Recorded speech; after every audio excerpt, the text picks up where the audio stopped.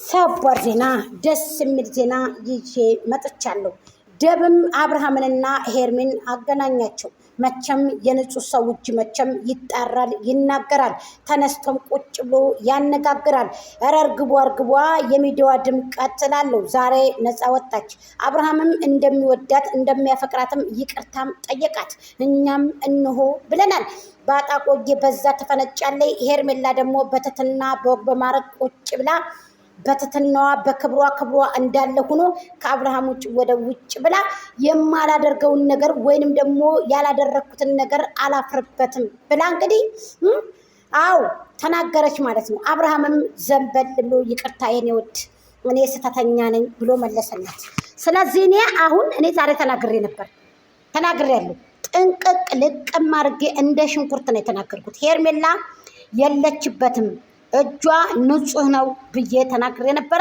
እንዳልኩትም እንግዲህ ደብ እንግዲህ መጦ ደብዬ እናመሰግናለን። አሁን ጥሩ ነው፣ እየተሻልክ ነው፣ ጥሩ እያደረክ መጣን። ኮሜንት ጻፉ። ሄርሚ ምንም ያደረገችው ነገር የለም።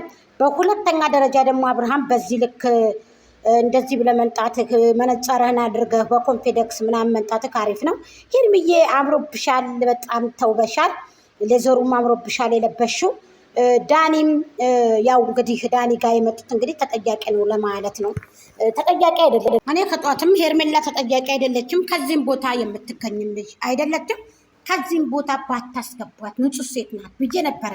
አሁንም አብርሃም ከሷ ጋር እንዴት ሌሎቹ ቀርጸውኛል፣ እነደመቁ ቀርጸውኛል፣ ለምን አንቺ አልቀረጽሽም ላልከው መቼ አድርሷት አብርሃም ሄርሜላ ከታመምክ በኋላ ይሄንን በደንብ አዳምጣችሁ ሜንሽን አድርጋችሁ ኮሜንቱን ጥለቅለቅ አድርጋችሁ አድርሱልኝ። አብርሃም ታደሰ ለጋሽዬ ልጅ የሚዲያ ሰው ዋጋ ከፍሏል።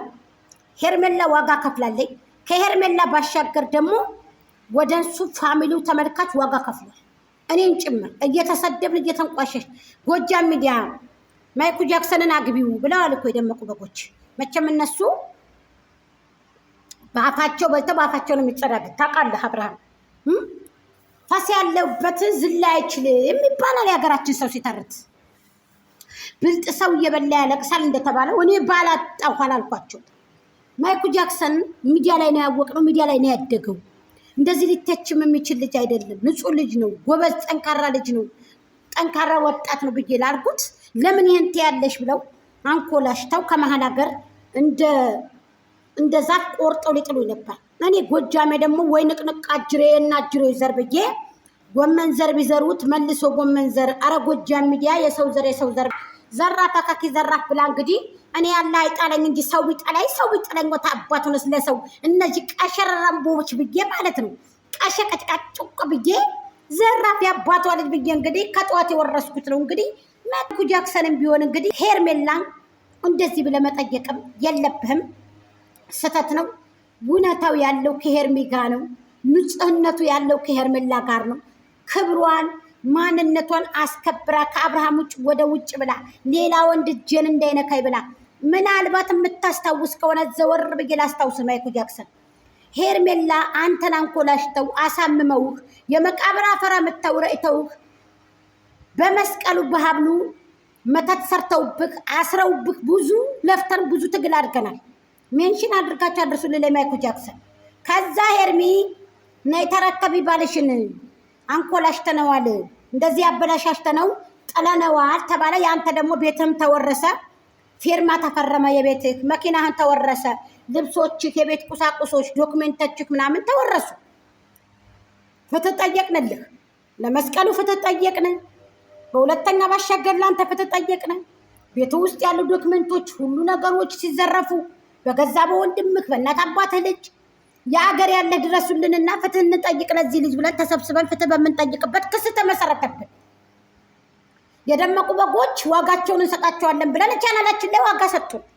ያንንም ብለን እኛ ወተን አንድ ነገር ተንፍሰን አናውቅም። ችግር የለም ብለን መሳቂያዎቹ እነማን ናቸው? የደመቁ በጎች የሚያሽቃብጡት እነዚህ የቤት ተመልካቾች፣ እነዚህ ገረዶች ሰርቶ መብላት አረብ ቤት ሰርቶ መብላት ስደት ላይ ወጥቶ ነውር አይደለም። እሱ ገረድ አያስብልም። እኔ ገረድ የሚያስብለኝ የሚያስጠላኝ ይሄ ቆሻሾቹ ለነጭ ለባሽ የሚያሸረግዱት ደመቁ የዘይት አፍልታ መደፋባቸው ለሷ እያሽቃበጡ ማለት ነው። ቻናላችን ላይ እኮ ይሄው ቻናላችን እኮ ቁጭ ያለ እኮ እዛው ከነበረበት ቦታ ማለት ነው። ስለዚህ አሁን ሄርሜላ ስወድቅ ለምንድን ነው ቤቷ ሄዳ የማትወርቀው የማተኛው ብለህ ያልክ ጊዜ ለምንድን ነው ቤቷ ሄዳ የማትተኛው ያልክበት መንገድ የዛ ጊዜ ሄርሜላ ነይ ውሰጂ ተብላ ለምንድን ነው አብርሃም እንደዚህ የሆነው? አብርሃም እንደዚህ የሆነበት መንገድ ምንድን ነው? እኔ ሳላስበው ምን ሆኖ ነው ብላ ደንግጣ የዛ ጊዜ ወድቃ ነው እንደዛ ፌንት የበላችሁ። አንተን እንደዛ ትናንትና ጥሩ የሆነ ልጅ ዛሬ እንደዚህ ለምን አይወል ብላ ቡና እየጠጣኑ ቺፕስ ብያለሁ በዚህ አጋጣሚ። ስለዚህ ይህንን ዋጋ የከፈለ ልጅ ከምርጫ ውስጥም ከንግግር ውስጥም መግባት ነበረባት እንዴ? ዳኒሻ አንተ ምን ጨመርክበት? ዳኒ ዋጋ ከፍሏል። ሄርሜላ ዋጋ ከፍላለች። ቡዜም እንደዛው ደብም ሚናውን ተጫውቷል። በዋናነት ደግሞ ሚናውን የተጫወተችው ሄርሜ የኛ ንጹህ ናት። ሄርሚሻ የኛ ንጹህ እቺ ጀግና ሴት እቺ ጀግና ሴት የሚዲዋ ድምቀት እርግቧ ጨረቂት ብያታለሁ እኔ አይደል እንዴ? የባቄላ አበባ የመሰለው ጥርሷ የማይኩ ጃክሰን ሚስት ትናገረው እሷ በአቅልና በእርጋታ የሆነችው ምርጥ ሚስቱ ማለት ነው። እቺ አቅለኛ ሴት እቺ ጥበበኛ እቺ መለኛ ሴት ማለት ነው። በመላ ባሏን የያዘች በዘዴ በጥበብ በፍቅር ጠብ ያደረገች በንግግር በውይይት የምታምን በጠረጴዛ ዙሪያ ረዳ ብትሆንስ አንቺ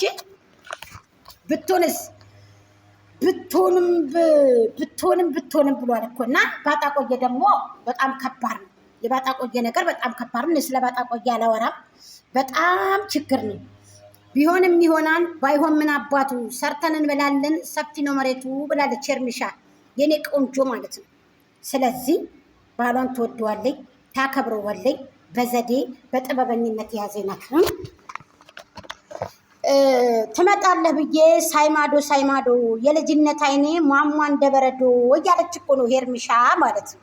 እባብ ሰለክላኬ ይሄዳል ካብለካብ ከአንተስ የበለጠ ፍቅርዬን ያለም አላገኝም መልካም የጋሽዬ ጀግና አብርሃም ታደሰ አንተ የኔ ባል ነህ የኔ ባል ብቻ ነህ የኔ ባል ነው ማንም ጫፈል ሊነካ አይችልም እያለችው።